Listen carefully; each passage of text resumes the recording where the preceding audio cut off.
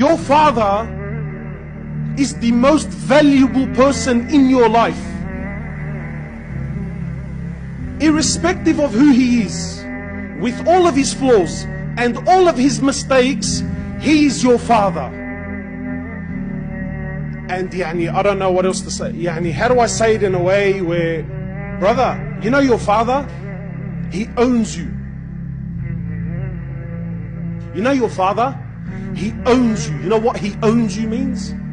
He owns you. He owns your clothes. He owns your shoes. He owns your money. You know your money? If your father, I'm not encouraging fathers, I'm just giving you, if your father took every single dollar you own, you have nothing in front of Allah. You have nothing in the Islamic courtroom. You have nothing, because he owns you. He owns your wealth. He owns your clothes. He owns everything about you. He owns you. That's your dad. And don't ever think in your life that any man on this earth will ever love you and care for you and want goodness for you more than your father. Impossible. I'll challenge anyone.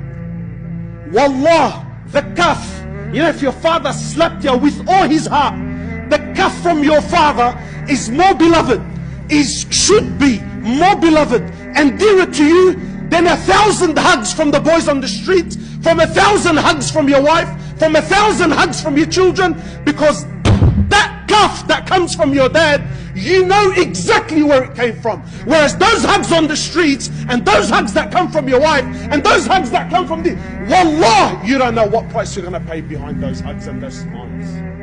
But whereas with your dad, you know exactly that when he whacked me, as much as it hurts, you know it came from the core of his heart for your goodness only.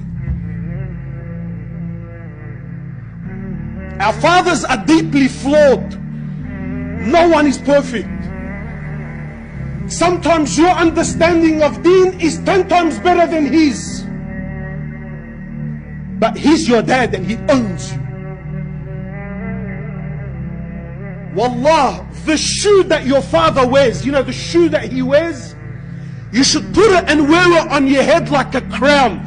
Not because of the value of the shoe, may Allah raise you all in ranks, but of the value of the one that wears it.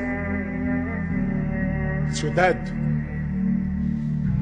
And it is unbelievably selfish that a young man comes and says to me, but why can't I do what I want? Wallah, brother, I got news for you.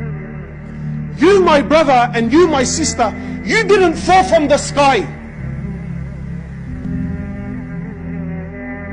Someone bled and cried and broke their backs to watch you grow and become a young man. You're owed.